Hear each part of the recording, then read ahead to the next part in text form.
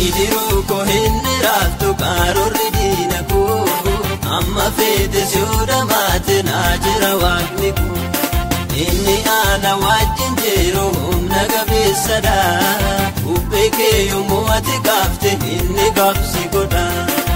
Kabjeeri maqaa Yesuus kabjeeri maqaa Yesuus kabjeeri maqaa Yesuus kabjeeri maqaa Yesuus kabjeeri adeemina karoorri kee kun seef raawwatu ndoomarra caala na gargaaruudhaaf inni dhaabatu jireenya kootiif isuma yaada'u abdiin koo isaa daandii koo gubbaarratti bubbee kaafte sinna jeesisa.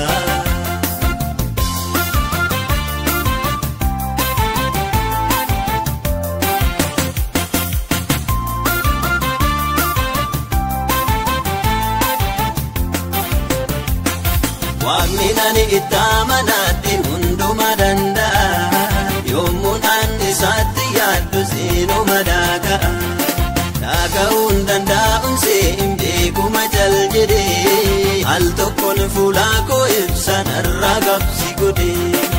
Kabjeeri maqaa Yesuus kabjeeri maqaa Yesuus kabjeeri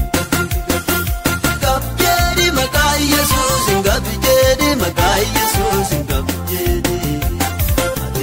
karoorri kee kun seef raawwatu ndoomarra caala na gargaaruudhaaf inni dhaabatu jireenya kootiif isuma yaada'u abdiin koo isaa daandii koo gubbaarratti bubbee kaafte sinna jeesisa.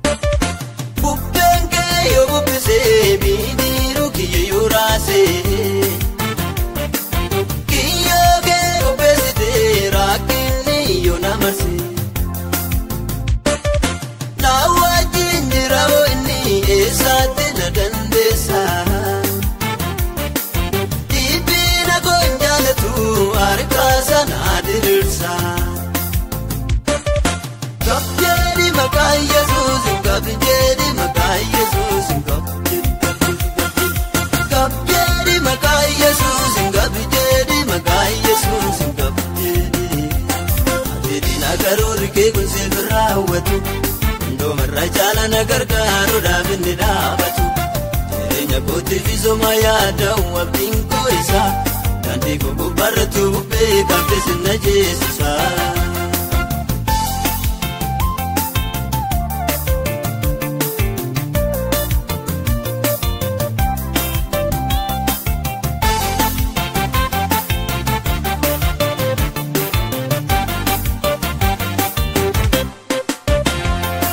Wajjin kan jiru Waaqayyoodha homtuu isaan dhibuu danda'aadha waan haaraa raawwachuu itti beeka shakkuu ija kootiin argeeka atillee na qabuuf buutee baata kiyyoo kee hundumaa diriirsita na wajjin jira Waaqni ergamoota kanaaf yaadina koo maal na goota na wajjin jira Waaqni yaasu.